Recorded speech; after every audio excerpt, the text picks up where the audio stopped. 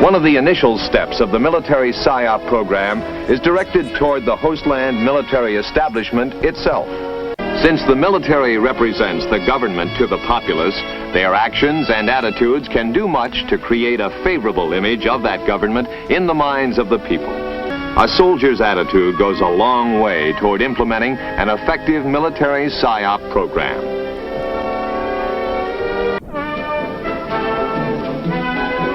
Among the support elements needed are the light mobile printing team with its printing and editorial shelters. Also needed is a radio team to support existing radio stations, particularly in the back country. An audiovisual vehicle will help to increase the effectiveness of face-to-face communications. And a loudspeaker team will support tactical operations.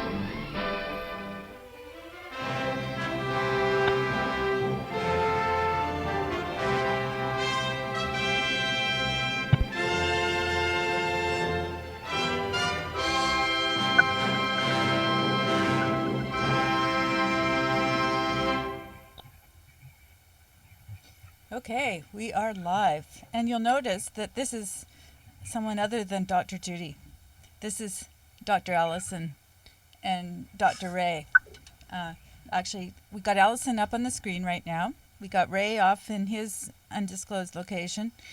Some of you have met Ray on other shows, but I don't think you, well, actually, Allison and I have done a couple of shows as well. So I'm going to just carry on because we've been having an off-air conversation. And first of all, I just want to say that Dr. Judy's unavailable today, which is why we're on a little bit later. We were sort of working on that. And so we decided that we would just come on super late.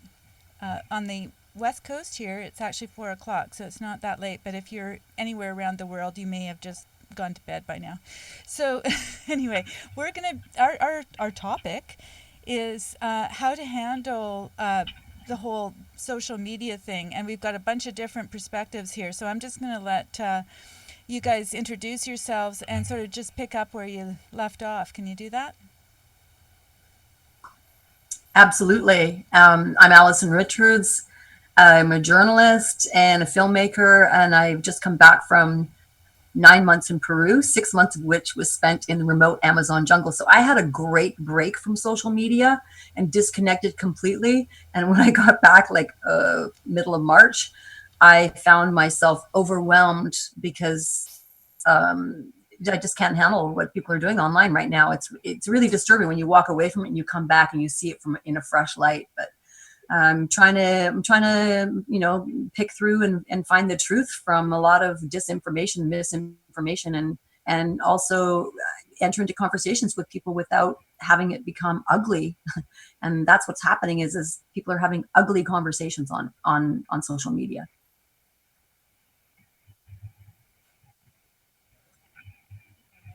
Where's Ray? Ray's over here. And that may be. Go ahead. I'm new to social media myself. Yeah, I don't know. Maybe if I can throw up a graphic here for a second. Yep.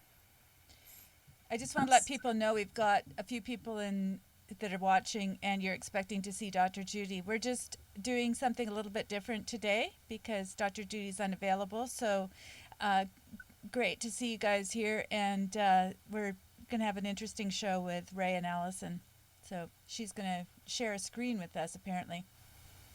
So I don't know if you're seeing this now, but this is basically what started a conversation, and this is very polarizing. I guess that's what I'd like to say is that social media right now is very polarizing. We're pitting black against white, rich against poor, Democrats against Republicans, liberals against conservatives. I mean, it's really incredible to see how people are not only how they treat each other, but this was a meme that somebody posted, a friend of mine posted on his Facebook page, and he put on the top of it was the caption, "Agree or disagree." I'm just going to take it away because I think it's really ugly. So I want to go back to not having it there. How do I unshare the screen? I think it should be that green button. Let me see. There I'm you looking go. at a different screen. Okay. Sorry. Anyways, yeah, that was disturbing. But so I commented and I said, I disagree. I don't think that this is, I don't think this is a good way to communicate. I don't think this is a good way to express views. And I ended up taking a lot of heat because I didn't just, agree the way everybody else said, oh, yes, I hate that man. He's horrible. He's horrible. My opinion was that this is not a good discussion. We should be having discussions where people are talking, but not using foul language and not calling each other names and not criticizing each other's values and ideas. And really was, I mean, the thread is now like 47 commenters long. It's endless. And I shut it off because it got pointless and just silly, really. But it's sad to witness how human behavior has been evolving. And I read an article the other day that talked about how we treat our social media and we treat our political our agenda the same way we treat our sports, like my team's going to beat your team. And it's kind of gotten out of control. I noticed it specifically from having been away from it and then coming back. It's like, because I was surrounded by it for so long, I sort of got lulled into this rhythm with it. But when you walk away and you come back, that's when it's really, really noticeable. So I would give everybody the suggestion to shut off for 1 week if you haven't done it recently, at least 1 week. Just shut off all of your social media. Okay, so Ray, you have a whole different take on this because you haven't tuned into the social media thing. Hoping Ray's there. It's really hard to know who's still here. Some of the connections are pretty nebulous, and so I'm just taking a look to see if he's still on our conversation here. Anyway, go ahead. Why don't you just tell people where you actually were and what you were up to while you were away, and So then talk about coming back to the social media thing, and maybe we could specifically talk about what you were dealing with that meme. Well, basically, I was investigating a story. This was my second trip to South America. The first trip was about 2.5 years ago, and I was doing a documentary on the problems of the indigenous because of the changing world, changing climate, foreign intervention, corrupt government, and all sorts of things. The indigenous people in Peru, to me, represented the problems of the indigenous worldwide, because they have all of the problems there. They have the problems of the coastal region, the mountains, and the jungle. And because Peru is such a resource-rich country, they're being very heavily bombarded and very heavily attacked by people who are trying to take what they have. So the indigenous people are the ones that are being pushed to the side because they're the ones that typically are there to protect the land. They're the ones that have the sustainable practices. And, when a company like Monsanto comes in and says, no, this farming technique that you've been using for thousands of years is no good. You need to plant this stuff and you need to spray this chemicals. They actually think that it's better. So, I went down there, I did some investigation, and I came back and all I had was problem. And I decided that wasn't very balanced or fair journalism or fair reporting. So I went back with the idea to find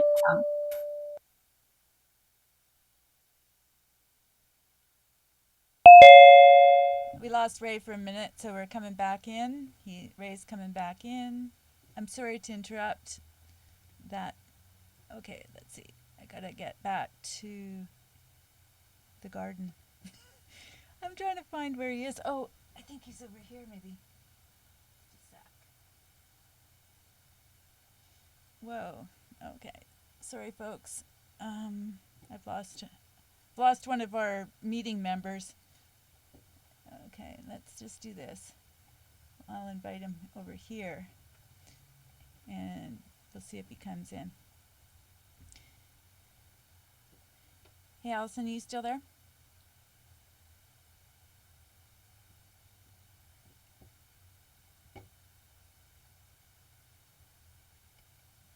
Oh, Ray's the host now. Gosh, we've gone nuts. Okay, let's just a sec. I think I'm on the wrong computer.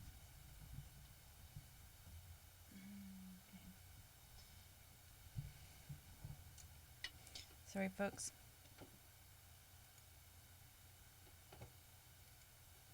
Let's go to the proper meeting. Okay. You know what I have to do? Got to start another meeting. Okay. I'm really sorry, guys.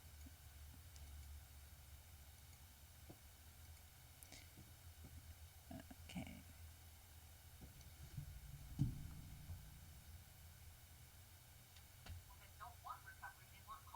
Okay, just one sec.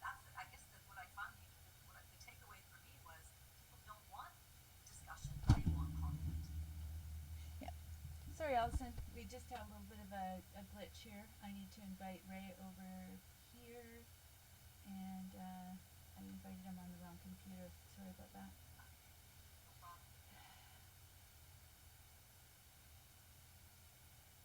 He's totally confused, I'm sure, by now. I gotta invite myself back too.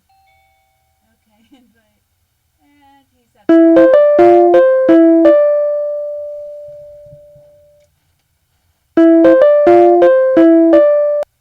Okay, we're connecting there. So are we still on air? We're still on air. Just that. So I could continue having a conversation with myself. I don't have a problem with that. Well, the problem is that I've got a problem getting Ray back in to the room. So we've got. He disappeared, and I ended up putting him onto the wrong side. So anyway, carry on, and let's just keep. I guess I could pull up a bunch of memes, but I just feel like that's not going to really serve any purpose. Pulling up memes. Hey, Ray. Hi, Ray. So I have to apologize because I had two computers. I don't know if you heard so what I had to say or not. No, I think he was out of the loop. Come back that's to okay. me. We'll be good. We're going to carry on. I'm sure the people who are watching are really excited to see us coming and going. It's this is the behind the scenes, folks. Anyway, carry on. Allison, Joni, both your microphones are muted. Oh gosh, I really don't want to hear myself do it. Okay, there's unmute. Okay, great. Okay, how can you hear me now? I can hear you now. Yes. Okay, guys, I'm sorry about that. You guys, my guests, and the folks out in the audience. I was trying to do this on two computers, inviting Ray to the wrong meeting. Oh, and he's gone again. Okay, well, let's just carry on. Right. I think he might have problems. I think he might be having problems with his internet signal. If his signal's not strong enough, it's going to drop, because when we were conversing earlier, I felt I could hear the dropout there. Yeah. It's possible. Yeah. Let's just go ahead and carry on. Okay. So you were chatting. You were talking to the audience. Oh, he's coming back. This is fun. This is really fun. Okay. Hey, Ray. Your microphone's His muted. mic is still muted. I'm going to unmute him because I'm the boss. Unmute. He's probably muting while I'm unmuting. So this is how you don't do a meeting, and we're learning right here on air. We're figuring it all out, and I'm going to let Ray, he can just lurk because maybe he's having a hard time talking to us. Okay, carry on. So, I mean, like I said, it might be a problem with his internet signal. And that was something that actually I was really grateful that while I was away, I didn't have internet signal. Like there was no internet in the jungle. So it was a blessing for me. I didn't have to answer every single text and every single call and every single message and every single time somebody was sending me something. I guess the other thing too that happened was when I got back, we've become so attached to our electronics and our communication devices. When I got back, I'm sharing a house with some other people, and they, I guess, had left a message for me, but I was not in the habit of having my phone stuck to my head and looking at it all the time, like everyone walks around looking at their phones all the time. So I didn't check my phone, and I was busy visiting people that I hadn't seen in a long time, and they had tried to get a hold of me to know whether or not to set the alarm on the house, what time I was coming home at. And when I got home, they were like, "You didn't answer your phone, and you didn't answer our messages." And I was like, "What? Like, I'm a 58-year-old woman. Why do I have to like answer to everybody?" Like, but we've created this society where we have expectations placed on us that are completely and totally unreasonable. Like, we have to be available to people that, like, why, and why didn't you answer my message? I left you a message 2 days ago. You haven't answered it yet. I didn't get your message. And this is a slow kind of thing, because I remember when the old days when we had the attached cords to the wall computers, phones. And I remember unattaching the phone to the wall, and if we were having dinner or something, so you didn't get the calls. And then it became the answering machine, and people would go, "I left a message, why didn't you?" And it started to really infringe on my life, especially because I had a business, and people would just expect you to get back to them right away, and it's just kind of slowly gotten more insidious. Right. When we had pagers, then we had a way, immediately, like, I had my pager just went off. I've got to run to make a phone call. And then cell phones. I'm in a meeting. I'm having a meeting with somebody, and they're like, "Excuse me, I need to take this call." No, not excuse me, you need to make this call. You're in a meeting with me right now. Like, what are you, a brain surgeon, and you're being called for emergency surgery? No. Like, we all have this idea that we're so important now because of the electronic devices that have ruled our lives. I like to call this being progress trapped. I mean, these are great technologies, but somehow or another they've turned against us, and they're now running our lives. There's a really interesting program called Black Mirror, and I find some of the episodes to be a little bit disturbing because there's a lot of violence. But the message is pretty much the same: is that we've created these technologies that are not healthy for us, and that are turning us into. We're like, I posted something and nobody liked it. Yeah. Like, so on the other side of that, you've got this situation that you're talking about with the meme, and you actually do chime in. You put forward your check mark, your like. I saw something. Yeah, I saw something that was really disturbing to me, and not really disturbing, but it was, somebody invited, they put it on their page, they're like, "Agree?" And I'm like, "No, I don't agree." And by simply saying no, I don't agree, I got put through the ringer. I mean, people were attacking me. And thankfully, there was a few people that stepped up, and I thought they were very brave to do so, because they ended up getting attacked for sticking up for me. But how did we get there? How did we get to this point where we've lost our manners, and we would never speak to somebody like that face to face? First of all, we would never speak to somebody like that. We would never say to somebody, "You're an effing idiot." Mm-hmm. Never. Like, I wouldn't. And I don't really have a lot of people in my life that would come up to me and say that when we're having a conversation. But that's what we do on social media. We forget that those are real people that we're talking to. And we forget that they have their own experiences and their own reasons for saying and believing what they believe. And, so I put down, like, I invite people to have a meaningful conversation that where we're fair and we listen to each other. Would you like to show me proof or evidence that supports what you're trying to say? Because I'd like to see that evidence. I'd like to see that article, or read that or watch that video that makes you feel that way. But then people are like, "Oh, you wouldn't even listen to it anyways because you're alt-right, or you're left-wing, or you're like, something crazy's going on in the world." We're certainly not treating each other like human beings anymore. It's interesting just talking about this, because we have a live chat going, and I guess when we were having some of the problems, we've got this interaction back and forth. And Dustin says, "The technical issues with this show really don't bother me at all. Just reassures me that it isn't a psyop."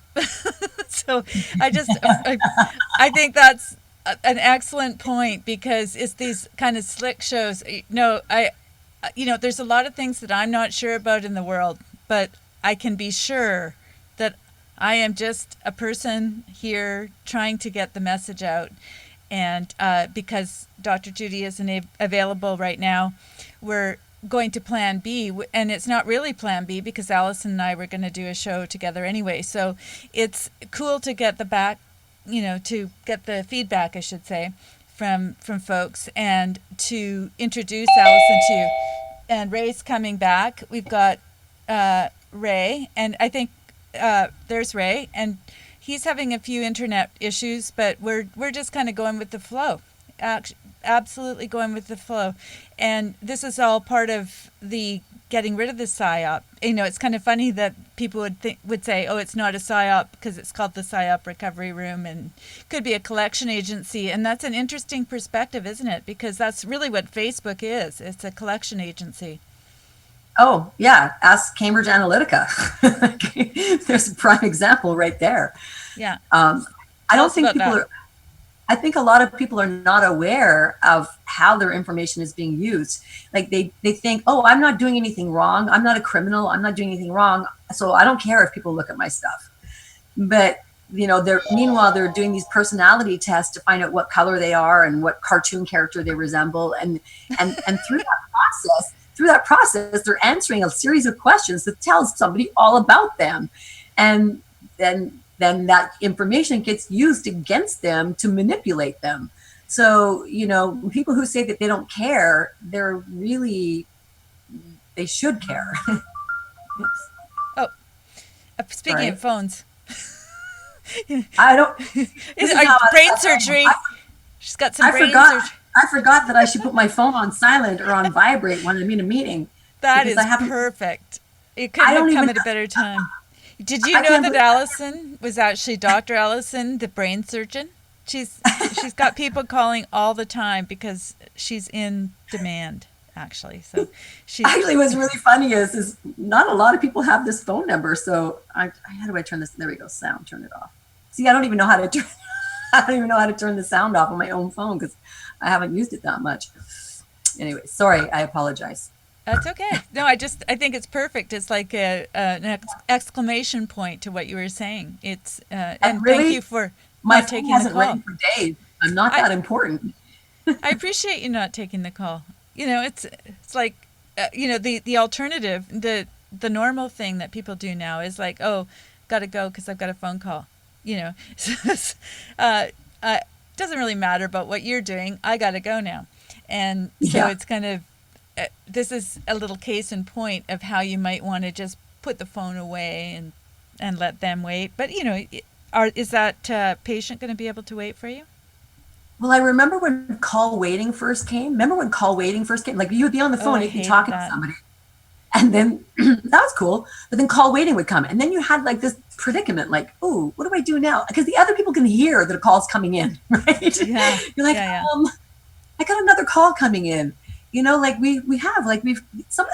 I'm not complaining about technology, and technology is very, very important. And the fact that we have cell phones is amazing because they're good for safety and they're good for all kinds of things. But we cannot let these technologies dictate how we run our lives.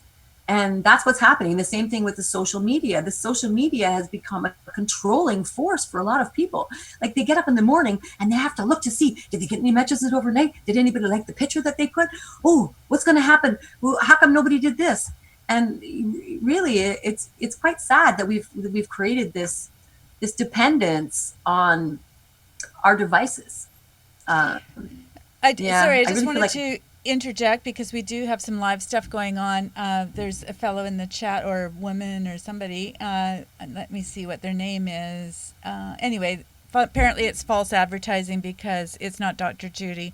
And I have to apologize to people. We are actually just trying to let people know that Dr. Judy isn't available right now.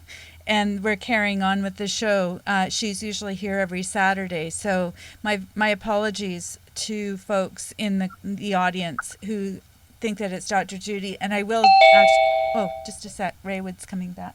And you're absolutely right. But we do have Ray Wood, and his name is Wood. And so it's close. And we have Dr. Allison and Ray Wood. So we have Dr. Wood. No, I'm just kidding. It's totally, it's supposed to be a joke, but it's not very funny.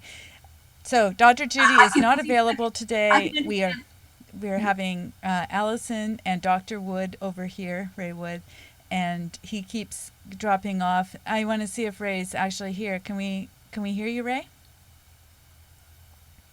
No, we can't. I can hear you. Can you hear me? I can hear Yeah. you. All right.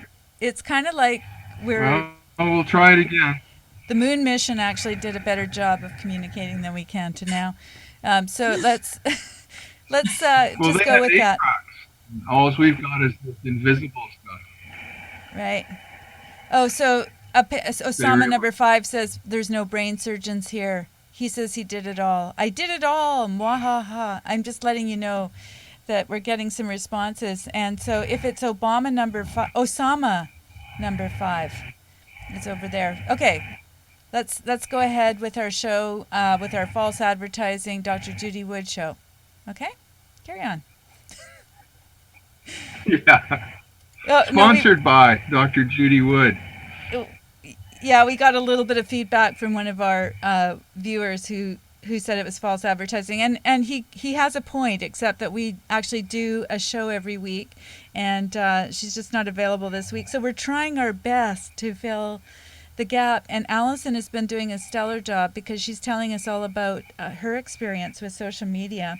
I just wanted to bring Ray into the conversation while we still have him before we lose him again, because you have a totally different experience. We were just talking about phones and call waiting, and how what a pain in the butt that was. You must have had call waiting. Well, I've been phone free for. I haven't had a cell phone since 2002, and I haven't had a landline for most of the last 10 years. So, the last time I had a phone, they were black and white, and they didn't have the tracking devices on them, and I couldn't look up stuff I couldn't find on the internet. So I'm really old now compared to the young kids who know all of that stuff and couldn't live without it. But I'm living proof you can live without a phone so far, anyhow. So you're just, yeah, we're using some interesting software that allows us to connect. So it's not like we're against technology. I mean, here's 3 people born in the same generation who have adapted, but there's some drawbacks here too. We're talking about the drawbacks. And like the fact, don't you think it's amazing? That's Go ahead. sorry.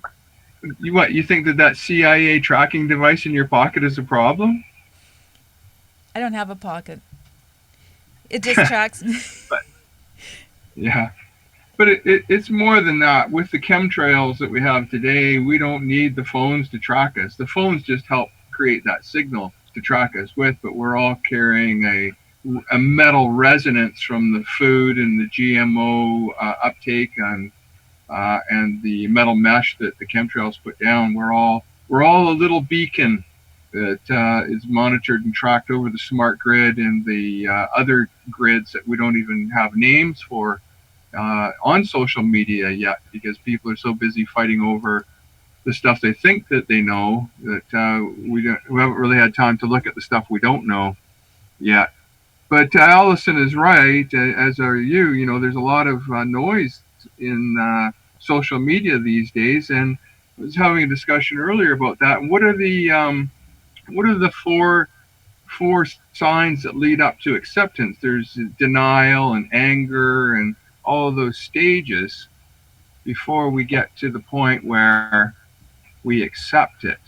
And we may be kind of just coming over the top of that now, where everybody's still kind of fighting about it before the victory is declared. Because surely the nonsense that we're reading and forced to stomach on social media and mainstream media, it's coming apart. I don't think that those narratives are going to be able to hold together much longer myself. I'm hopeful that they won't anyhow. Well, Allison and I were just talking about that earlier because she has a perspective about things that they're kind of coming to the denouement. Why don't you talk about that, Allison? Do you know what I'm talking about? Do you remember our little conversation earlier? Well, like how I think that we're changing. I think you're right, Ray, that people are very angry right now. And I think that they're angry because they're starting to wake up to the realization that the media has been lying to them. Our governments have been screwing us. but they're still not willing to let go of that false hope that the government's there to protect them. And so everybody's living in this state of like you're flipping back and forth through those stages. They're in order to admit that we've been screwed and that we're in seriously dangerous shape right now, we have to, it makes us look stupid. It makes us look like, how did we let this happen? We voted for these people. I voted for that person. How could they possibly be a person that have done something that's done something that heinous or that horrible? So because we elected these people and I voted for that guy, so he can't possibly be a bad person. And we're taking it personally instead of thinking about what's really better for the common good of all the people, and dealing with the situation that we're sitting in, which, like you said, right now is we're being poisoned systematically. The chemtrails are all over the place. I'm telling you, I was so grateful because I spent 9 months in Peru in remote regions where I ate healthy food and I wasn't subjected to radiation and all kinds of crazy stuff. When at one point at the end of my trip, I saw a plane dumping crap and I got really sad. And I mentioned it to another person and they said, oh yeah, they've had the heart program here in Peru for over 20 years. And it just broke my heart. So, you're right. People are in denial and people are angry. Mm-hmm. Yeah, the problem is everywhere. It's not just in the United States, but up here near the North Pole, it's not quite as many chemtrails. And frankly, the ones that I see are mostly the ones that go from Alaska to Seattle. And I don't see much other than that. And we've had a number of clear skies and able to see the stars and stuff at night, but that's not what I'm hearing from the people that I work with in Texas and the southern United States, where they don't see the stars at night and these sorts of things, and they're in rural areas. But yeah, there's been a systemic poisoning, and to your point about we elected these people, well, that's only if we believe elections are real, and I think that we're going to find out that elections have been a fraud for at least 20 years in Canada and maybe 40 years in the United States, if not longer. There's other people that maybe can give a better number than I can, but my own personal observations kind of indicate that these politicians, these leaders have been selected, not elected. And of course, there's been a big noise by the people who thought that Hillary was going to win, and turns out she didn't. And now we're kind of all having to regroup and figure out what's going forward. And the human likes to be in charge. They like to be the smartest one in their cool circle. And so when we find out that we don't actually know what we're talking about, it's troubling for us, and we're all kind of scrambling for our new positions now that the future is kind of wide open. And I don't think that the future can be judged by the past anymore. Since we have a new administration in the United States, there seems to be a will to change the way things have been. And I'm not sure that all of those people on the social media are really that uneducated. I think that some of them are being paid to derail and try to dismantle the way that we go forward for their own reasons, which don't make a lot of sense to me. But yeah, we need to find some common ground, and we need to move forward together in all of this, because that's where the future is. The future isn't in this constant divide and this constant fighting and this lack of recognition of fact and truth. We really need to get back to basics, but education has been eroding the minds of students for at least since the 70s. Education is indoctrination. It's a conditioning, so people are really good at the gerbil treadmill and not so good at thinking, and they're just following up what the slave masters or the system leaders want people to believe. And if you don't fall into that system, which I didn't, you get ostracized and you get marginalized, and they say a lot of stuff about you that isn't true. and they continue to beat those drums of falseness and try to drown out what really is true. And that's why I like working with Joan and Judy and yourself and others who took the time to read something and to educate themselves rather than just parroting what somebody next to them was saying because it sounded cool or because it would make them fit in with the cool kids in the smoking circle, so to speak. Yeah, I got kicked out of that circle a long time ago, the smoking circle. But I totally agree. One of on my I've traveled a lot because I don't want to just read about something. I want to go and see it for myself. And I'm fortunate enough that I've got the freedom to do that. I've lived in different parts of the world. I lived in Dubai, I lived in the Middle East and Asia, and I just spent a great deal of time in South America. I was living I'm a Canadian, but I lived in the United States for 14 years and traveled all over the States. And I see, like, there's a variety of people around the world, but I see a genuinely right now, everybody's got the same problem. Like, even in South America, people are walking around with their phones up in front of their faces, not looking at anything around them, and they're just so glued to their social media, to their electronics, that they're not watching what's going around. It's like our technology has become a tool for our diversion. It's a diversionary tactic, and the social media is just the amplifier for that. We've created this problem ourselves. And now, how do we get out of this problem? How do we get away from it? How do we address these people? When I try and give someone information to educate them, or to not to educate them, I want to say like I have all the answers, but if I want to enter into a discussion with somebody, I invite them, please prove me wrong. I would love to be proved wrong. I would love to believe that the government is not doing these horrible things. Please prove me wrong, right? Like, but unfortunately, nobody's been able to do that yet. And like, I don't really know what the solution is now. I don't really know. For me, I want to be part of that solution, and I don't know what's the best and most effective way for me to live my life. Should I be starting a show? Should I be writing a book? Should I give speeches and lectures? I don't know. I don't know what the most effective way is. While I was away, what I did was I wrote a children's book, because like you were talking about education, and I see around the world, it's the same problem everywhere. Education is the number one problem. We are not educating our children properly anymore. There's a few countries that have caught on to this problem. Finland is exceptional.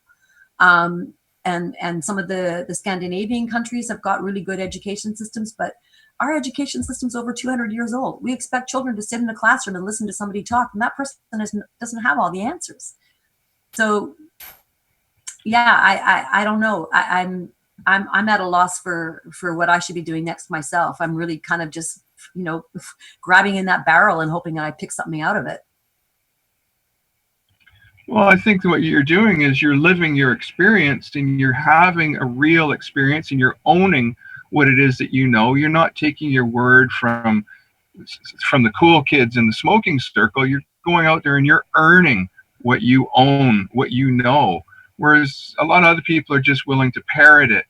And that was, of course, the problem with the education system. And the education system has been creating a leftist, communist narrative for the last few decades. And I don't know if you were up to speed on what happened at Laurier University in Ontario with Faith Goldie and Lindsay Shepherd and Jordan Peterson and what have you. But those Canadians are on the forefront of this fight that you are also involved in the narratives that are being taught to our children and about their fields, and facts and reason no longer seem to apply.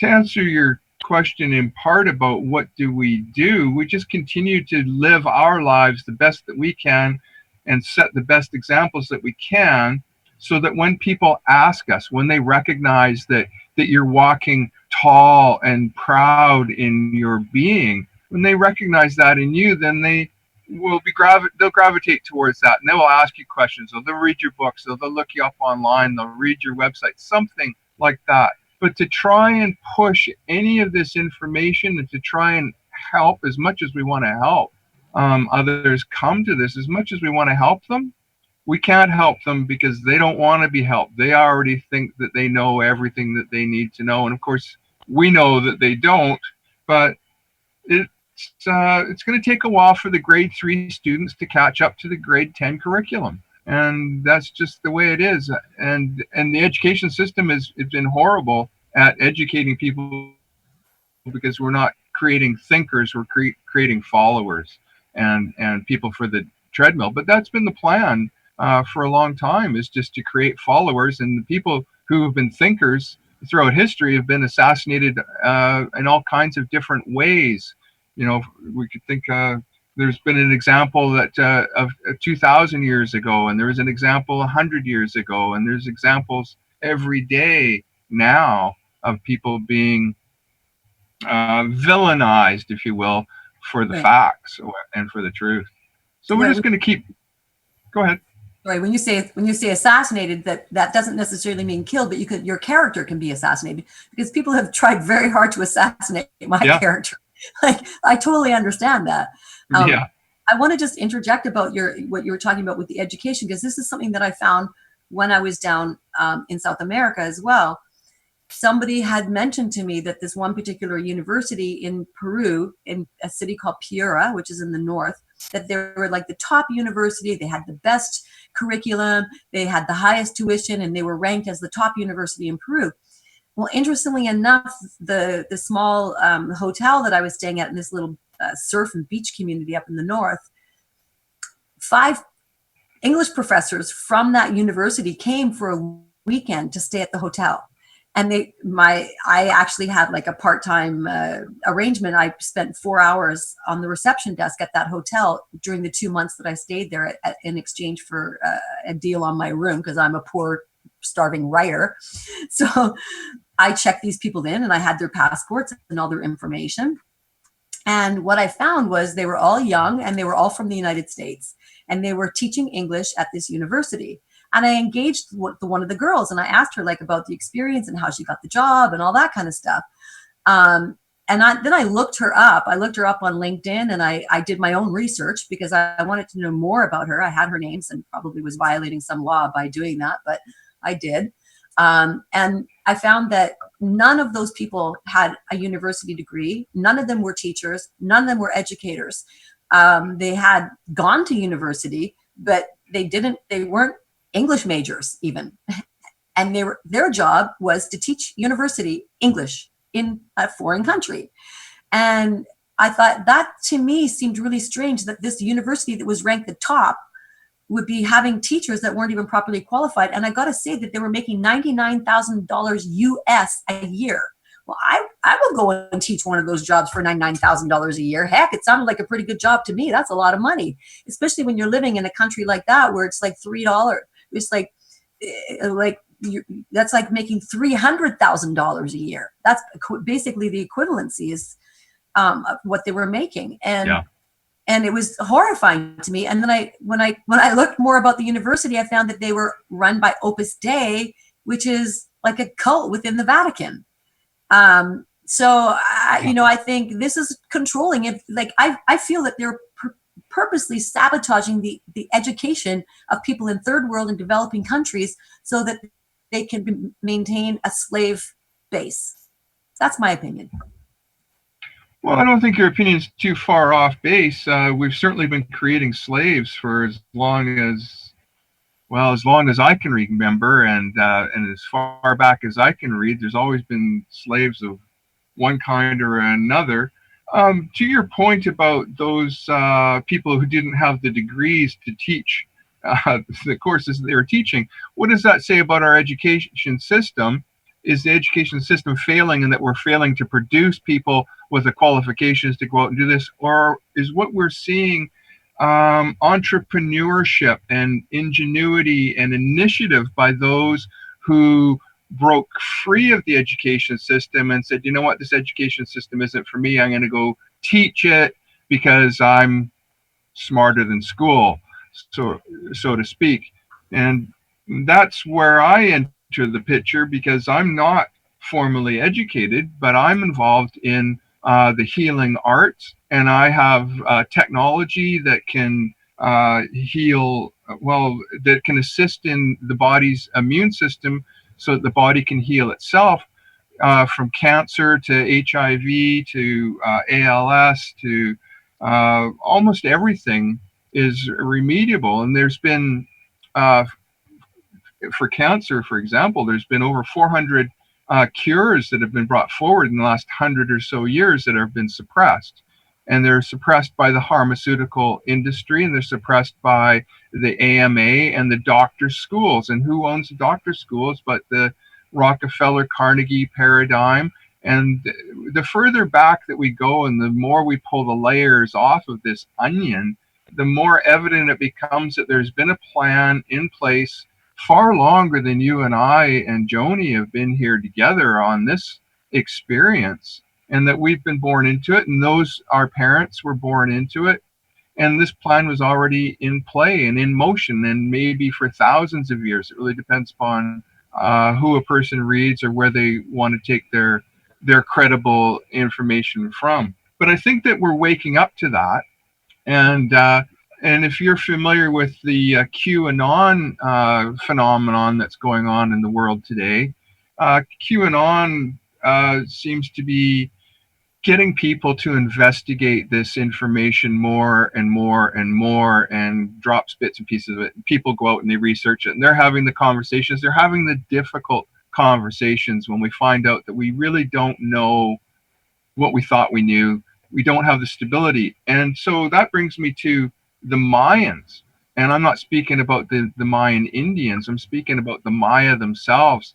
And now that you've been in South America, so I have a little bit of a question for you on that. Was my research into the Maya tells me that post 2012, everything that we think we know will be torn down and rebuilt, because everything has been built on a false foundation. So that's religion, it's politics, it's science, almost everything. Are you familiar with any of that? I am a little bit, but I don't think that I'm qualified to speak on it. Well, I had some interesting experiences. Like when I was in the jungle, I spent 6 months in the jungle studying plant medicine with a shaman. And it was really, it was really mind blowing, some of the experiences that I had. And it was interesting to me to meet and to participate with those plants, and to see, here's the tree that the sap from this tree produces medicine that you can use to cure tuberculosis and respiratory diseases. And this tree is for your kidney, and this plant is for cancer, and this plant is for, and I've had arthritis for many, many years. And I've got to say that I started drinking cat's claw tea, uña de gato, and within a week, I felt like 20 years younger. I mean, it was startling to me. Now, I mean, I live a very healthy lifestyle, and I'm a vegetarian, and I'm very particular about what I eat because I know how toxic foods are. I don't eat anything that's processed. I'm like, people consider me to be a food freak. I am definitely about nutrition and health and well-being. And my specialty for many, many years was medical video. I produced documentary and educational videos that they use to train doctors and nurses. So I know a lot of the material that the doctors and nurses know because I was making the videos that they learned from. And working with the drug companies, I got an eye-opener working with the drug companies because I saw exactly what their agenda was. So for me, I'm always trying to go back to what's the natural way.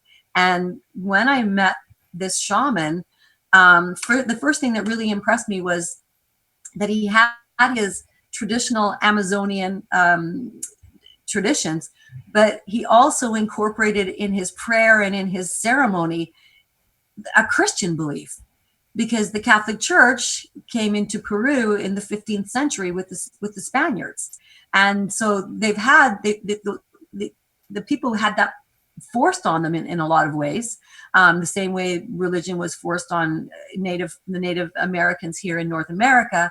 But they found a way to make it work for them by embracing both of those cultures. and keeping the traditions of the Inca and the Mayans. And I'll say Inca because in Peru it's more Inca than Mayans. Yeah. And so it was really beautiful to work with this man who is a maestro. I don't want to call him a shaman, because shaman, a lot of people misunderstand that term. But a maestro is he's a master. He's been studying for 35 years.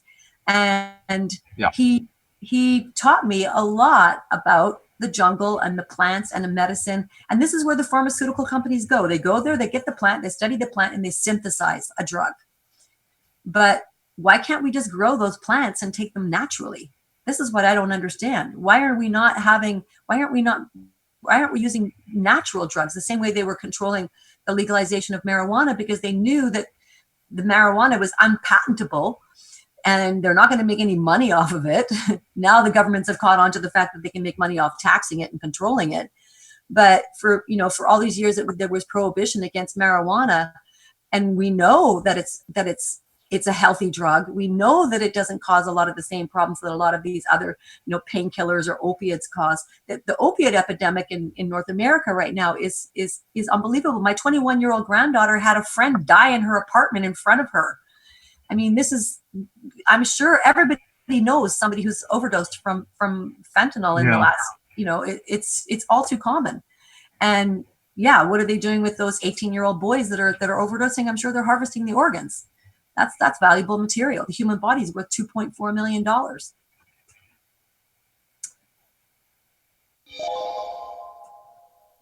We lost Ray. That was it. That was enough for Ray. No, wow, sorry, he was guys. like, "It's getting scary for me. I gotta go." Don't worry. It wasn't anything you said. It's a bit of a problem because Ray lives on a boat and he sort of catches as he can. As far as the internet is concerned, I would love it if it's funny because I've had him on my radio show before, and he's had to go to a phone booth. Hey, Ray. Right. I'm just feeling. I was really enjoying the conversation that you were having, and I don't want to interrupt, but I do want to let people know that you are in the right place. This is the Psyop Recovery Program. And Dr. Judy was not able to be with us today, so we do have a show going on, and it's enjoyable to just listen to. We're listening to Ray and Allison discuss the essential kinds of medications that people are able to use, and both of them have experience in that area. So I'm just going to throw it back over to you. I think Ray were you going to respond to what Allison was saying? Great. Yeah, I'd be happy to. I lost Wi-Fi there for a minute, but I did catch that Allison had been involved in the filming and the documentaries of the information that doctors and pharmaceutical companies and stuff put together, and some of that database and what have you. I also heard her say that she was involved with practitioner in the wild, so to speak, in South America. And so to that point, I've also worked with some of the North American indigenous peoples who also recognize some of the plants and the plant properties. Now, a lot of that information has been lost through the genocide of the North American Indian peoples that claimed it looks like about 10 million lives in the last 250 years or so. A lot of that information was lost, but some of it still remains, and it's great to see that our South American family members in the human family still retain that information. Yeah, with you there where you were starting to say a bit about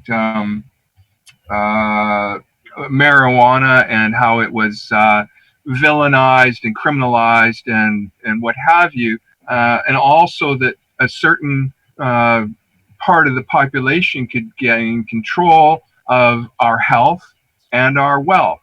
And they use the pharmaceutical industry to not bring us health, but to bring us illness and to manage illness over our lifetime, starting from the cleaners on the floor when we're just a baby crawling on the floor, and we touch the floor, and we put our hands in our mouth, and those toxic cleaners go into the body. It starts there. We vaccinate the children with thimerosal, mercury, and aluminum that poison their systems and harm the processes of growing and developing the mind and the immune system. And it just goes on through life. And so, the street term, of course, is called dumbing down of the population. And I think that, unfortunately, we were kind of seeing some of the results of that today when people are more reactionary than they are level-headed and have the ability to do any type of research and to look at the facts and to deduce what is really going on. But we know that the Rockefeller-Carnegie paradigm that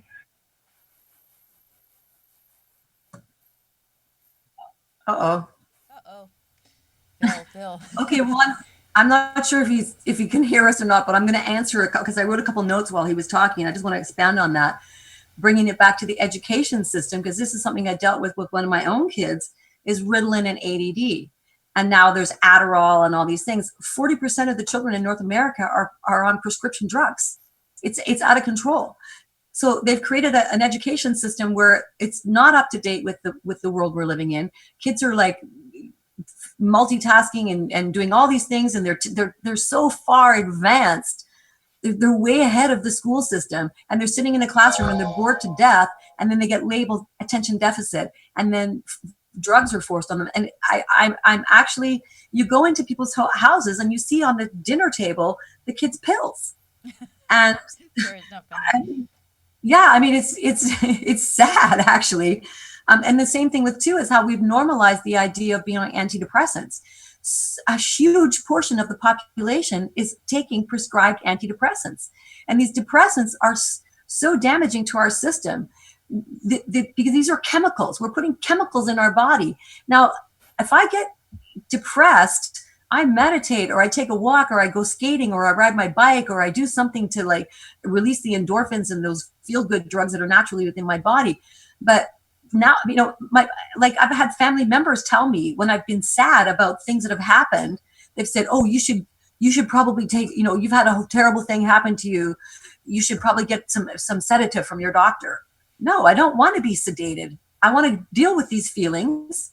We're somehow or another, we've stopped realizing that humans have emotions, and in order to feel joy and love and happiness, we also have to realize that we're going to feel some pain and some sorrow at the same time.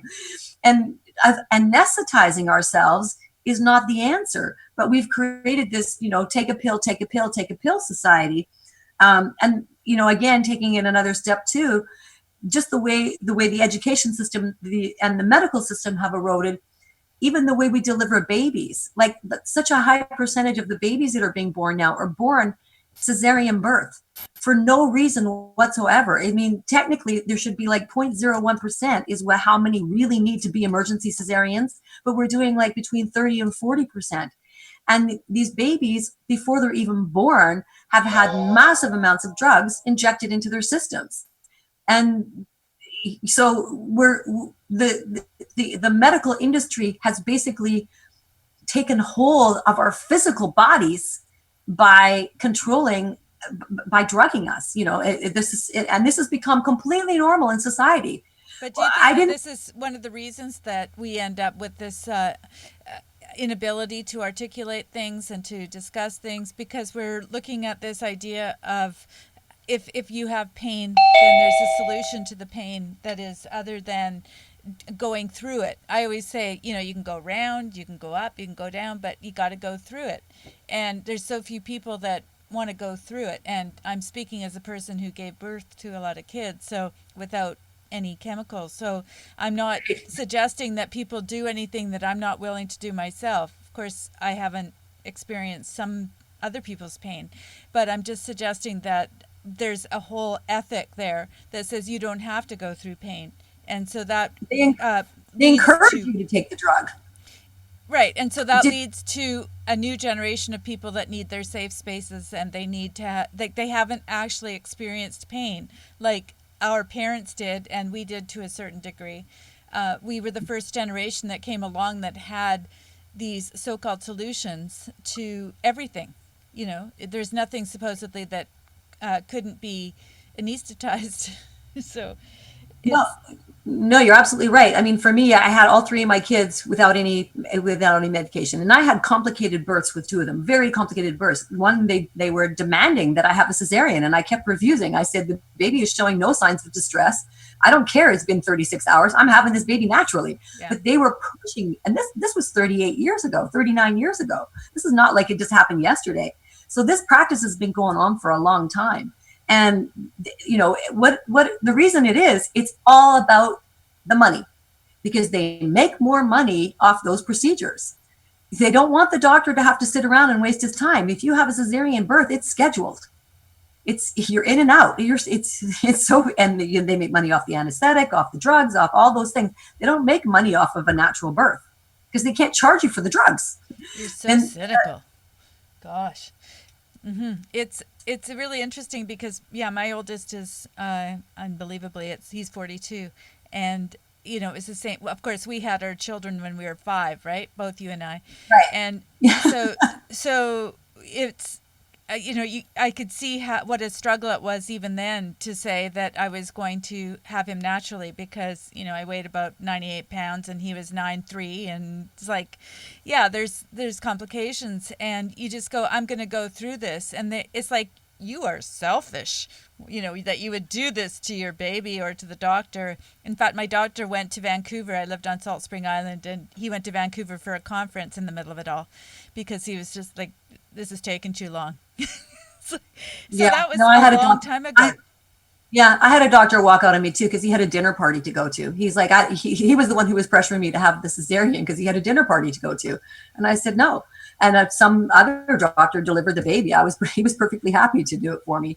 Yeah. But like, you know, even, I don't want to speak for my daughter, but you know, she was told she needed to have a cesarean with her first child. And I said, why? She's like, Mom, I'm not big enough. Well, I'm smaller than her. And I had one baby 8 pounds 8 ounces, one baby 8 pounds 10 ounces. These are big babies, and I'm not a very big woman. I'm a small woman as well. My daughter's bigger than I am, and I thought, like, how can she not have a baby? That this is what they tell. Like, when a doctor tells you, you think that it's true because they're telling you, right? But they're telling you because it's working. It's better for them. It's not better for you. It's better for them. And the same way, you know, I'm talking also about this cognitive, that we're being affected, our cognitive ability. Well, there's fluoride in our water. I mean, fluoride, I remember my mom squeezing it into my orange juice every morning. I'm amazed I have a brain cell left. I'm amazed I have any kind of ability to question anything. So, and I just learned recently that the first person to put fluoride in water was Hitler. I was really shocked to hear that back in like 1931 or something. Oh, don't get Ray going on Hitler. Here we go with sorry. Hitler. No, it's okay. I think it's hilarious because this is so much better than social media, because we're actually talking about real things that people have looked into and have viewpoints on, and they're not afraid to actually discuss them. And I don't think, you know, I don't want to speak for him, but I've already put my oar in to say that I think, you know, there are some assumptions that we make in life that are not always shared by everybody. Let's put it that way. But, you know, suffice it to say that putting fluoride in the water is a thing. And, oh, there he goes. I don't think it's anything to do with what we're saying. But this is part of the world that we live in. We don't know what a part of so-called history to believe in and what not to. But we can certainly take a look at the way that people have annihilated each other. I happen to believe that Hitler was a patsy like most people, but he was quite willing to adopt the role. And a lot of people don't realize that he actually had an affair with his niece, and a lot of people think he killed her. So let's just take all of the information that we know that is on the record and say, okay, not the best, not the worst. I don't know. There's somewhere in there that we can see that there's a human being that was quite scarred and not, you know, maybe he had too much fluoride in his water. and that was what happened to him. I'll go back and I'll talk about something that is my own personal experience that I can speak for myself, because this goes back to the same thing about the pain control and what you were talking about, pain control. I'm allergic to the Novocaine, the anesthetic that they use at the dentist's office. And when they give me that shot, it's more painful than the pain from the dental work. It feels like they're injecting liquid fire into my face. And then my whole face like literally swells up, and it's swollen for 2 or 3 days afterwards. This is the reaction that I get. So when I go to the dentist, I do self-hypnosis. I do pain control through mind over matter. I prepare for several days beforehand. I know that the anesthetic is more pain for me than the actual procedure itself. And recently I had to have a tooth pulled. And it was complicated because the roots were kind of wrapped around into the jaw, and they had to cut the tooth in half, and there was quite a bit of a procedure. And my dentist was sweating bullets because he did not want to do it without giving me some sort of pain stuff. And he wanted to give me laughing gas, and he wanted to knock me out and all these things. I said, no, just pull out the damn tooth. And as soon as it was out, it felt so much better. But he was so conditioned that this could not be done without the pain thing, that he was almost not going to do it for me. And at the end, after it was all over, I said, see, now I feel fine. It was like a split second of a little bit of pain, but I would have had days of pain if I had had the medication. Like we do, like sometimes we just forget that like pain is there to trigger that there's something wrong. It's there as a signal to our brain. When you have pain, it's because there's something wrong.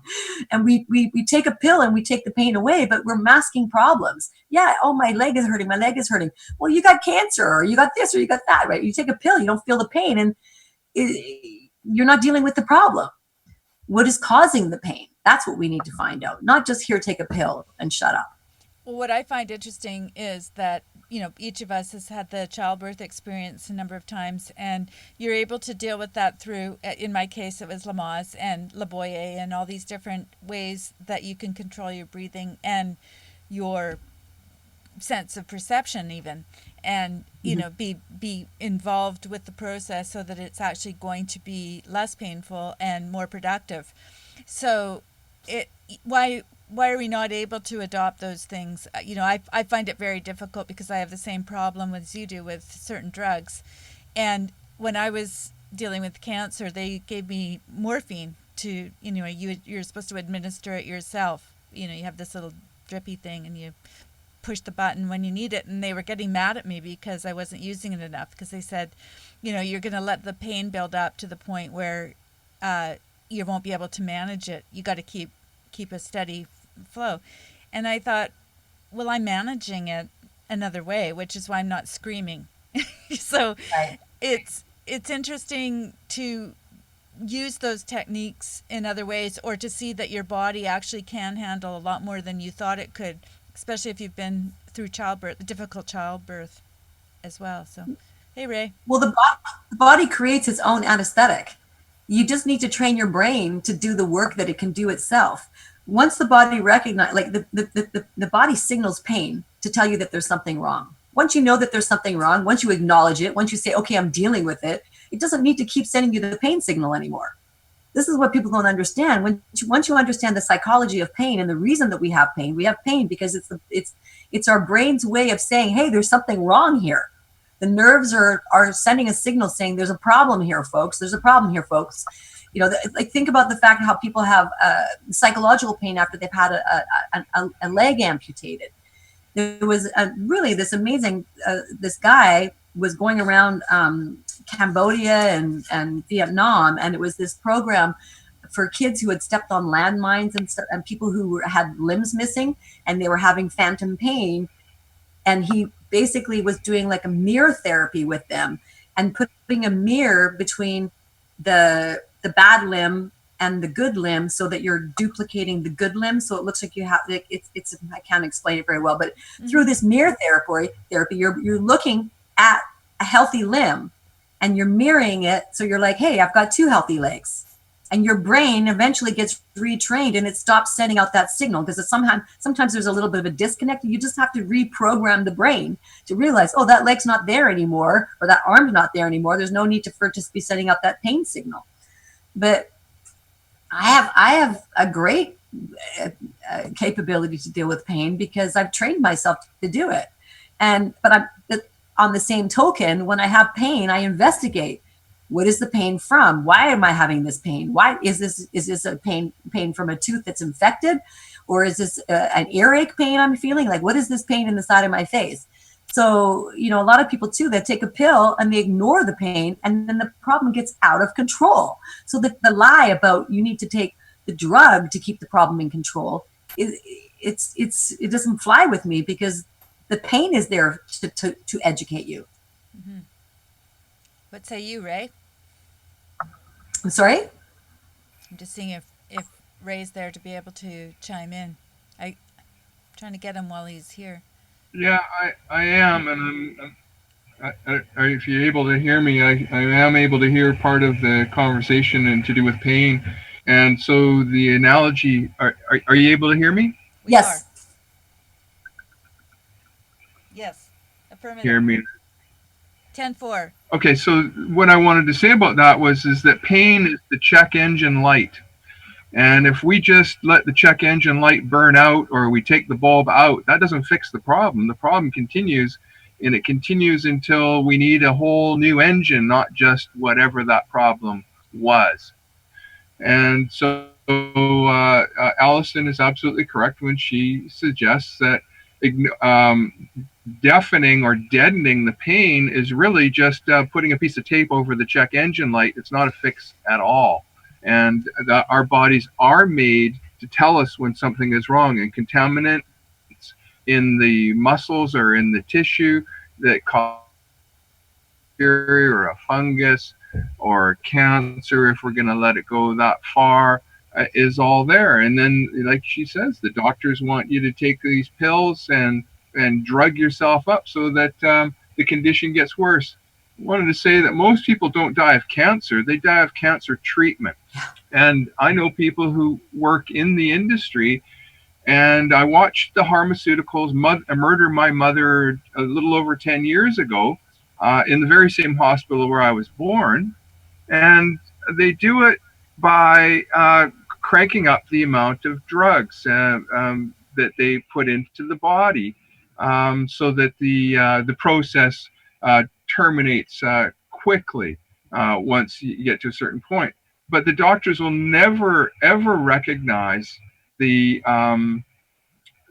benefits of the natural harmonic ingredients that we have in the forest, in the ocean, in the land.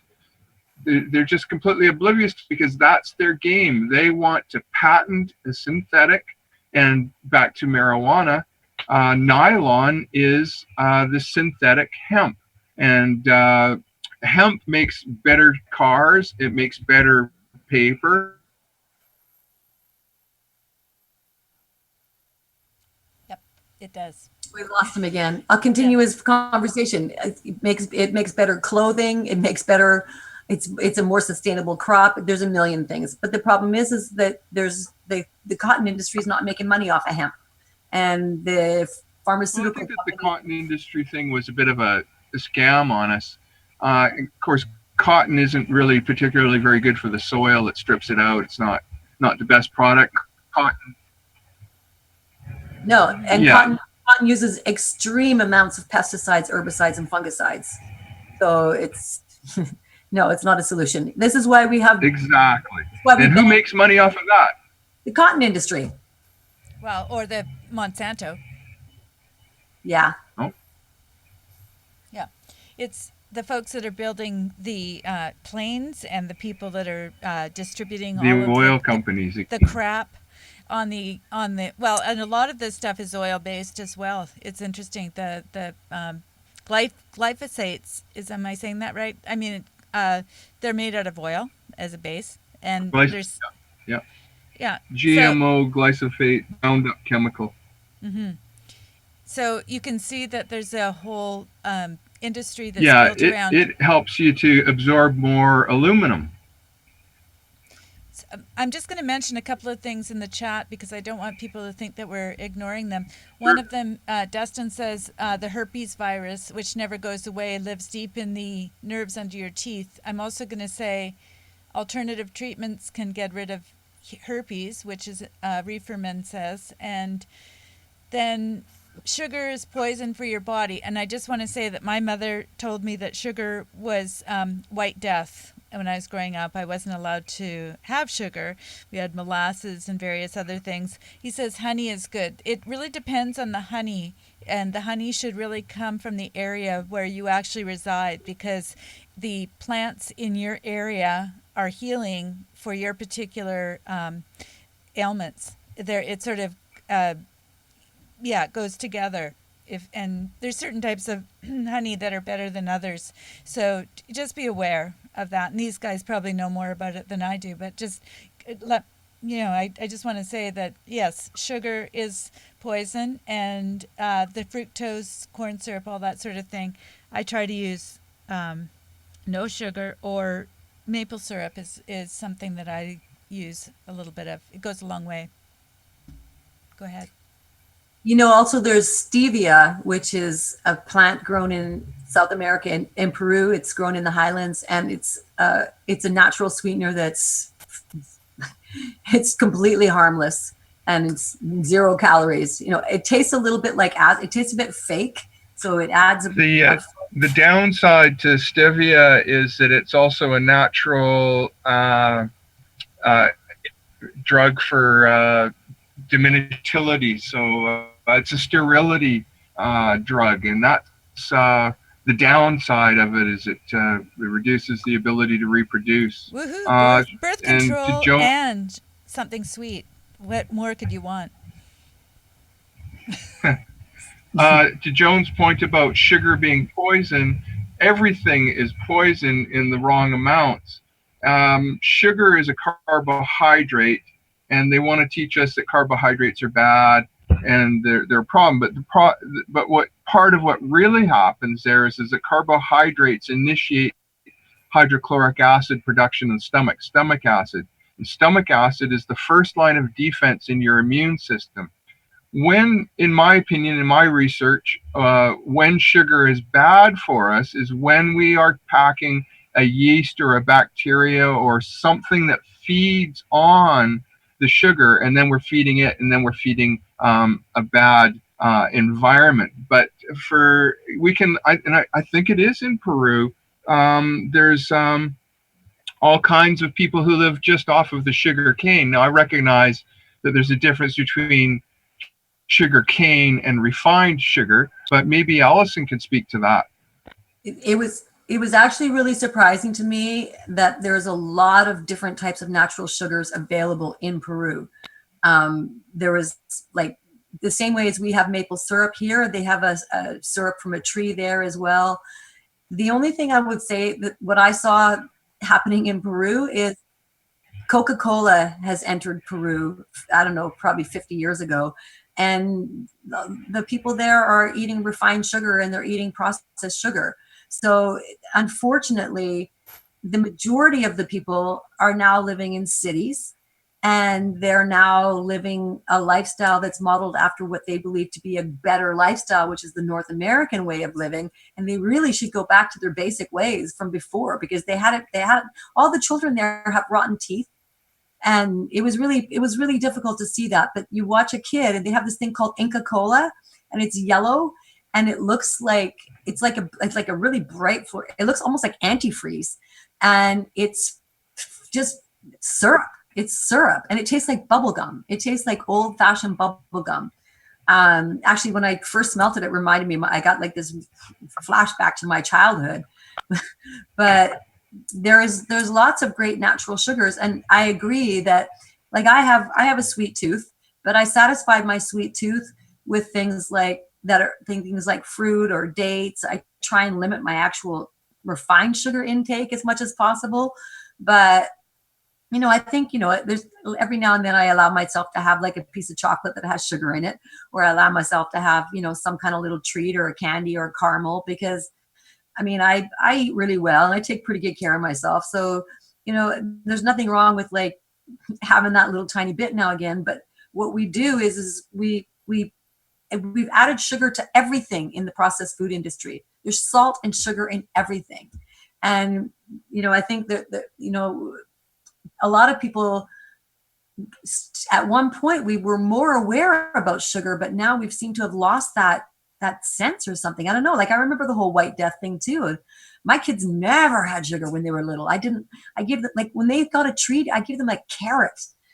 Like, would you like a treat? I'll give you a carrot. Like I presented it like that's what was better. But now we're poisoning our children with processed stuff that's not even real. Like the food isn't even real anymore. That's what I really enjoyed about South America, was eating real food. Nothing I ate was processed or came out of a package. Not a thing.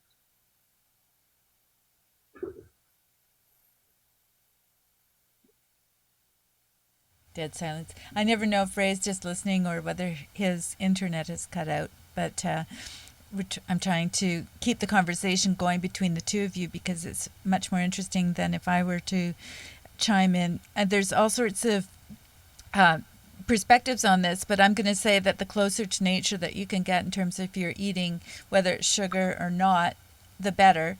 I mean, it just makes sense because we've only had the form of food that we have right now for 150 years, maybe 100 years. I'm saying 150 just to be conservative about it, but I'm going to say that even in the 50s and the 40s that people were eating more real food.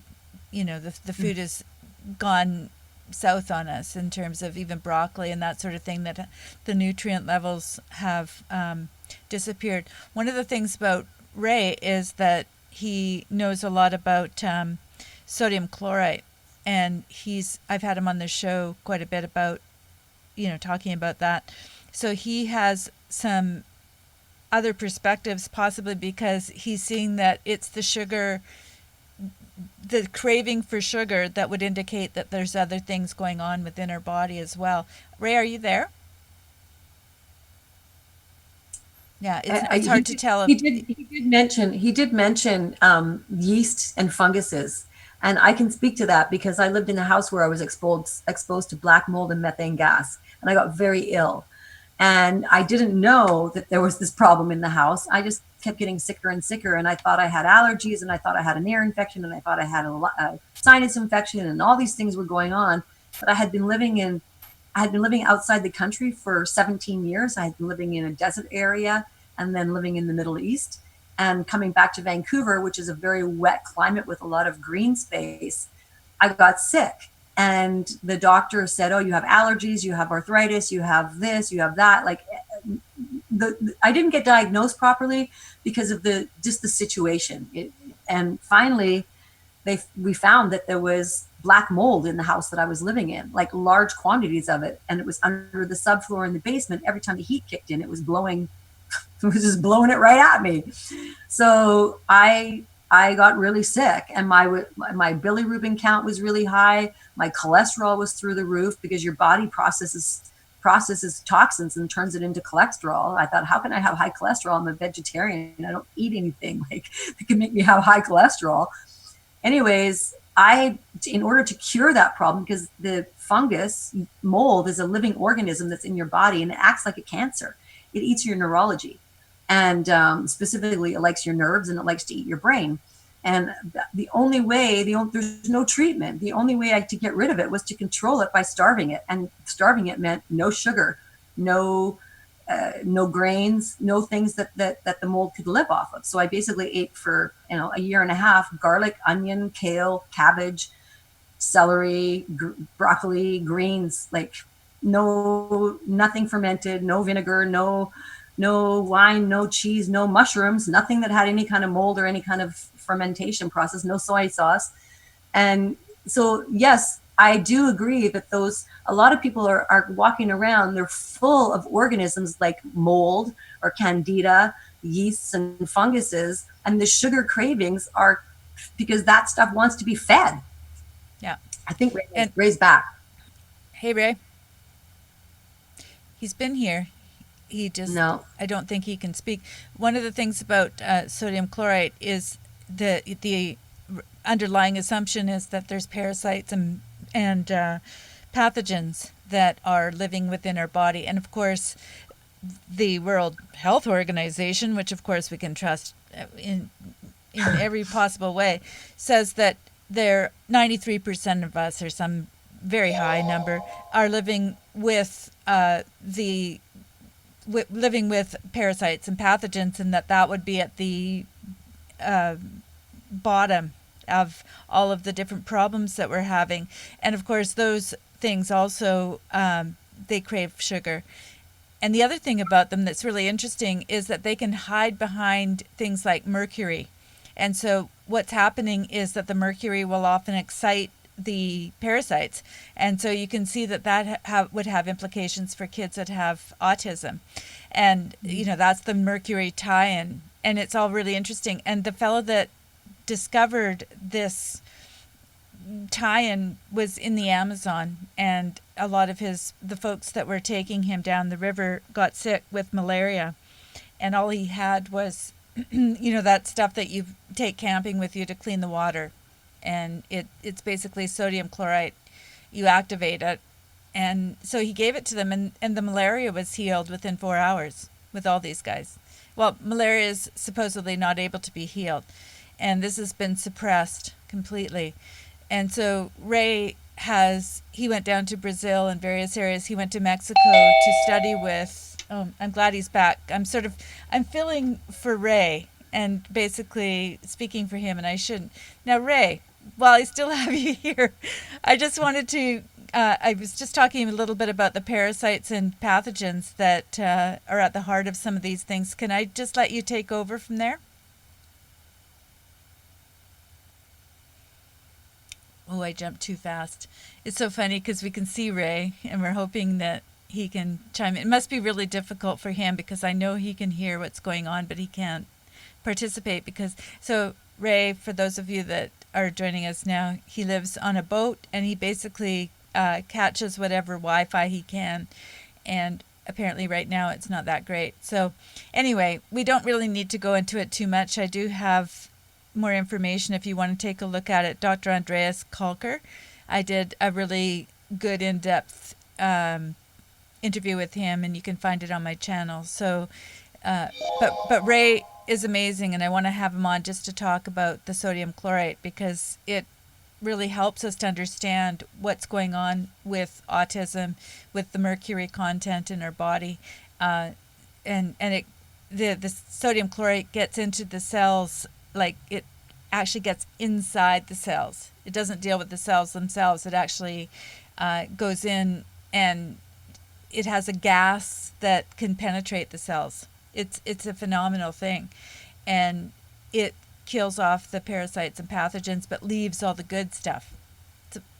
It's quite miraculous. So that's his thing. That's my soapbox. I'm trying to fill, but I don't think he's going to be able to talk to us about that. So carry on with what you were saying. Oh, I'm wondering if that's one of the active ingredients. Like, I don't know what's in uña de gato, but I took this. It's a vine that grows in the jungle, and they use the bark. And basically, you take the bark off this vine and you boil it very small quantity. You boil it in water for 10 minutes and then drink the tea, or you can let it cool and just drink it. And I was drinking it 3 times a day. I had been very sick, and that wasn't malaria, but I got dengue fever, and I got really sick from the dengue fever. And afterwards, I had a lot of side effects from my immune system having been attacked. And living in the jungle, you're surrounded by unlimited living organisms. Like, I was in the most biodiverse place in the world. So I had like all this itchiness on my skin and parasites and all this kind of stuff going on. And the uña de gato is like a miracle drug. It helps remove the heavy toxins and the heavy metals from your system. It reduces the inflammation from, like I said, from arthritis and stuff. And it addresses those problems. So it's possible that sodium chloride is one of the active ingredients, because it seemed like, for me, I took it for one thing, but it solved a whole bunch of other things that I had that I didn't even expect were going to go away. The only thing was that it caused me to have bruising. After I had been taking it for about 10 days, I was drinking 3 cups a day. And I noticed that I had a lot of bruising because it thins your blood. And I'm very sensitive to medications. And actually, I'm supposed to be taking baby aspirin because I had a stroke, but I refuse to take it because I end up with bruises. And I think if I'm getting this bruising, my blood is already too thin, I think. Because I'm eating foods that do that naturally, foods like turmeric. And so now I've basically reduced my dosage, and I just drink a small amount 3 times a day. Like I make a batch and I put it in the fridge and I just top up my tea with it. And I use it sort of as a cooler for my tea. But yeah, I mean, these natural remedies that are so basic and so simple, nature has provided us with the answers to everything we need. Everything that we need is already in this world. We don't need to manufacture fake stuff.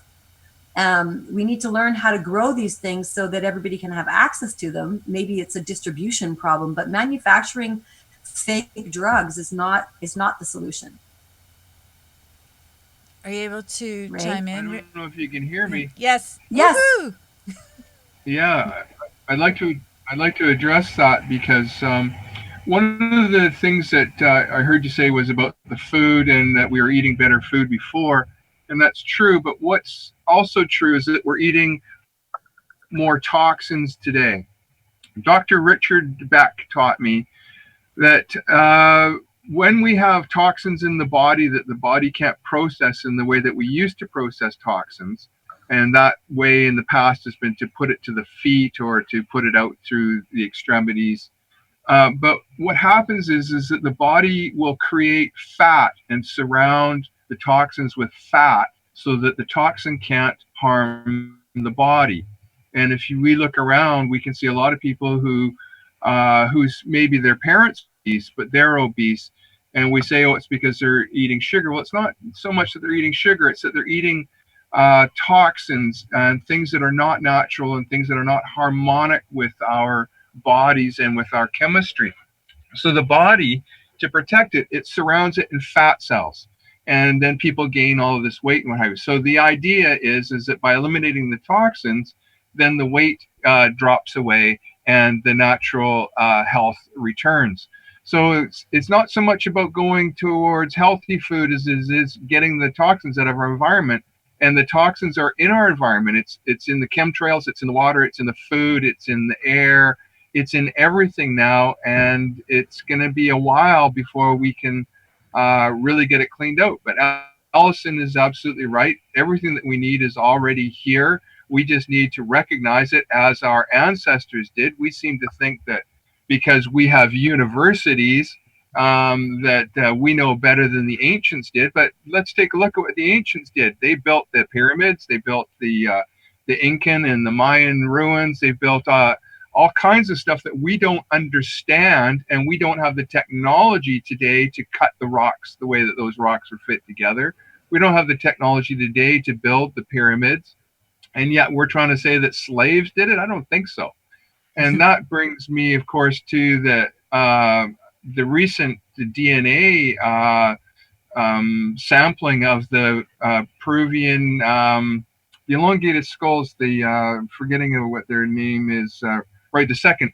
But they were the red-haired, elongated skull people that we know them as the Coneheads from Saturday Night Live. But they have 2 skull plates and not 3. Mm-hmm. Sorry? Yeah, the Paracas. That was the word I was looking for. There you go. Go ahead. Yeah, so that's very interesting that they have the 2 skull plates instead of 3 skull plates. They have 50% more brain capacity than we do. There is evidence that there was a different species on this planet before we got here, and that we are just kind of sort of trying to catch up, and that they had a technology. So one of the technologies that I'm involved in is the technology of Ormus, which is also known as M state. And the basic of that is that you take apart gold, you people may have heard of monoatomic gold, but you can do it with calcium or other metals. You take it apart down to the atomic level. So you take the molecules apart down to the atomic level. This puts them into a high state of spin. And this is what people are studying today. Ormus and C60, carbon 60, the buckyballs, and some of the other technology to do with the telomeres, the closing off the telomeres, which is the DNA strand to stop them from fraying, which is the aging process and the dying process.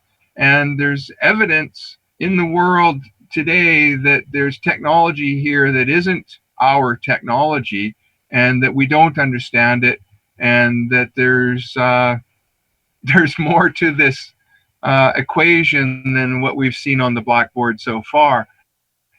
And of course, they want us to believe that we are special, let's call it. And I think that unfortunately we're heading in the wrong direction with that bit of arrogance. I don't think we're as special as we think we are. I think we're a little bit behind the curve, and we at a 50% less brain capacity than those remains of those people that were here.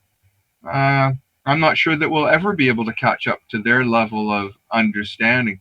But Ormus, M-State, C60 technology, that's all really interesting if anybody wants to look into that, for doubling lifespan, for healing bones, for regrowing certain tissues or things in the body that, you can't get very far with that dinner conversation in Western civilization. But I've had the privilege of speaking and researching in areas outside of North America, as Allison has, and came back with a different perspective than what they wanted me to have at the university level, which was more of a follow the leader mentality. And going back to the early part of the conversation, we have the English teachers who aren't English majors teaching English.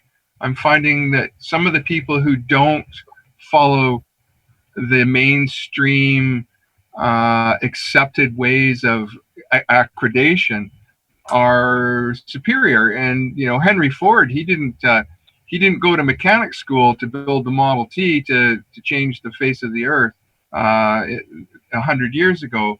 People with ingenuity and maybe gifts of wisdom and drive and pursuit and curiosity, those who are stepping up and living their lives and accepting the challenge of life and meeting that challenge day in and day out, and pursuing these things. I think those are the people that are going to lead in the future. I don't think it's going to be the ones who followed the leader and gave us the system that we have today. Totally. But yeah, hey, it's great to be back online. Go ahead. I got to tell you too, when I first saw Machu Picchu, the first thing that went through my mind immediately when I saw the size and the scope and where it was up on the top of a mountain, I said out loud, I just stood there and I said out loud, there's no way that man built this. There's no way that we built this. Somebody else built it. Because it was just, there's, like you said, we don't have the technology to cut those rocks. We don't have the tech. This is up in the top of a mountain. There's just no way. We can't even get our buses up there now. Like, there's limited access. One of these days, I will have you guys on with L.A. Marzulli, who's looking into the Paracas situation. And if you have a chance, take a look at some of his work, because he's talking about the Nephilim, and that all ties into the whole idea of giants. I've also interviewed Gary Wayne, who wrote the Genesis 6 conspiracy, and you'll notice that all of this ties in. Of course, it's not, even looking at the pyramids, those were not slaves that built the pyramids. So, I mean, all of these sort of stories are sort of building up into a pyramid of lies. I like Elf, because they say to Santa, "You live on a throne of lies," and I think that's what I think about that. And Ray's had his own trouble with funguses and that sort of thing too. You weren't here, I don't think, when Allison was talking about the fungus situation, Ray, but he was challenged for over 40 years with something that started when he was a kid. Do you want to share that with Allison? Well, sure. I did. A number of things happened in my life. I was born with a jaundiced liver. I think that that is because of something that the doctors gave my mother, either in birth control or in a medicine in the 1950s or 60s, that compromised my liver while I was gestating, and her and I was born compromised. In about 1965, my father came home from a hunting trip in the interior of BC, and he cut off the deer tail of the hunt, and he passed it to me, and I was a boy of about 4 years old, and I put that deer tail in my hand and began sucking my thumb, and I became what's known to mothers around the world as a colicky child after that. And I suffered a number of years with what appeared to be the symptoms of Lyme disease. I had 41 and 42 of the symptoms. It's a fair indicator to me. But somebody asked me in 2008. Oh no, you can't just leave us hanging like that. It's a cliffhanger. Cliffhanger. Oh, gosh. Yeah. Oh, 2008 was an exciting year for Ray. But suffice it to say, there was a confluence of events that led him to discover the sodium chloride. And that was quite a miracle for him. So it was kind of incongruous with what you were talking about, Allison. But I just thought, since he was there, that he could relate definitely to those the symptoms that you were experiencing. So there are actually people that are talking about some of the symptoms. We've moved over from our original ideas of what we were going to talk about into something that's really quite interesting, and I think it's important for everybody, obviously, because we're all human beings and we all experience some of these things. So it feels as like the folks that are hanging around are really wanting to understand some of this. It would be great to have Allison and Ray talking about some of these things specifically, because they have so many things in common, which is what I sort of sensed when I saw Ray online. This was very spontaneous because, as I mentioned, Dr. Judy wasn't available today. So I was in conversation with Allison, and I saw that Ray was there as well. And I thought, okay, we're just going to put them on together. They've never met each other before. And yet you see that their experiences really overlap in terms of what they were learning through their travels, and also through their through their own health issues. I think a lot of times it's us looking at solutions to our own health that leads us into areas of helping others. Do you think so, Allison? Oh, definitely. When I had a stroke in 2012 because of all the toxins that were in my system from the mold, and also I was exposed to methane gas. And after I had the stroke, I went through a period where I was living in an apartment by myself, and I was afraid, what if I die in this apartment by myself? Like, I felt really alone. And I ended up, not long after that, I got healthier. I worked very hard at getting healthier, but I decided that was a horrible way to feel alone, that my health was out of control so much. I decided to become a caregiver and a living caregiver. And it was something that was really an amazing experience for me to sort of give back some of my, because I have a lot of medical knowledge and a lot of medical experience. And I lived with a woman who was 93 years old, and she only spoke French. So it was a great way for me to practice my French. And I decided that I wanted to be of service, because it was such a horrible feeling, just not knowing, like, what if I felt like a walking time bomb. I could have a stroke and die at any moment. They didn't know what was wrong with me. They didn't know what had caused the stroke. They didn't know why. I lost the sight in my right eye. I'm blind in my right eye. And I had all these things happen to me. But as a result, it really pushed me to go on a journey. So since 2012, I have learned 2 foreign languages. I now speak Je parle français et también yo hablo español. And so as a way to heal my brain. I had a lot of loss of memory, and I had a lot of short-term memory problem. And then again, just, studying more about the healing process. How can I be a healthier person? How can I help? And then how can I help others? Because I see that we're living in a toxic world. So yeah, it's definitely been it's hard to say like that being sick was good for me, but in a lot of ways, that illness really gave me a wake-up call. I'm hoping that we do have Ray back.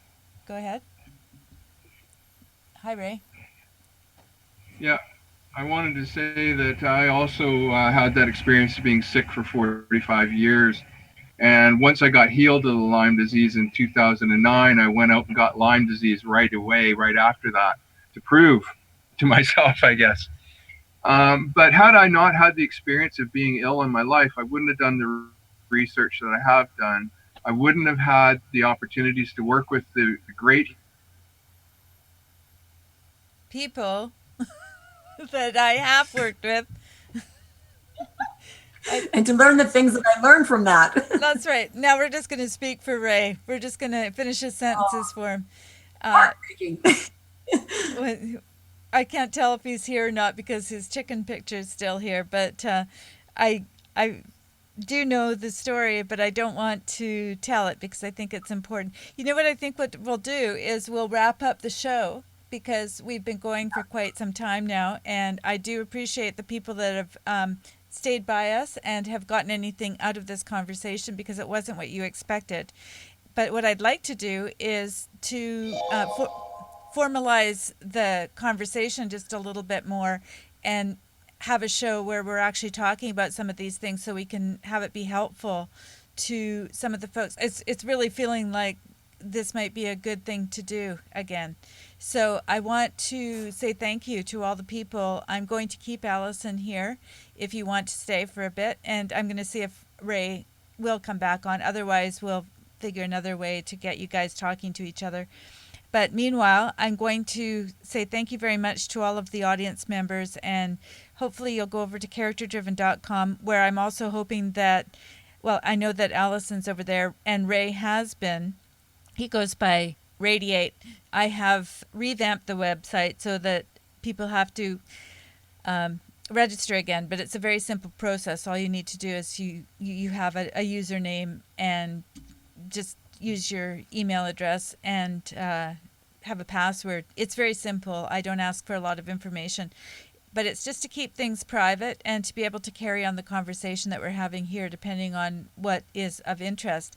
As we can see, there's been a bunch of things that we've talked about, so let's think about doing that over there in a group or something if you want to join us. So I do invite anybody to characterdriven.com. You can meet up with Allison there, and I think you're going by your actual name, aren't you, or is it Noni? I might be under Noni, or I think it's Allison Richards, because that's what it says on my little, I don't know. Oh, maybe that's Zoom. Oh, sorry. Anyway, I might be Noni.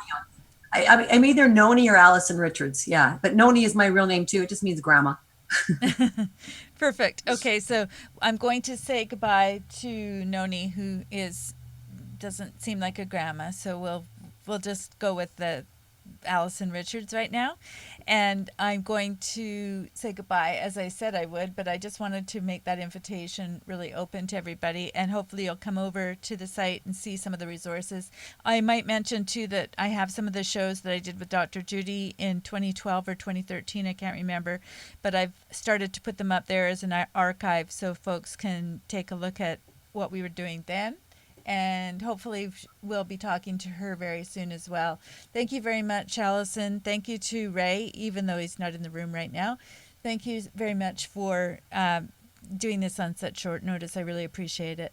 Okay, guys, I'm going to do my extra and just going to line that up here, and I will say goodbye to the audience. Bye-bye.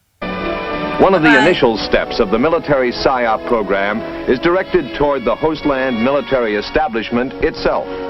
Since the military represents the government to the populace, their actions and attitudes can do much to create a favorable image of that government in the minds of the people. A soldier's attitude goes a long way toward implementing an effective military Psyop program.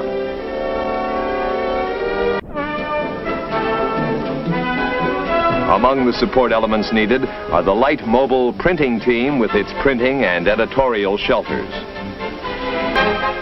Also needed is a radio team to support existing radio stations, particularly in the back country.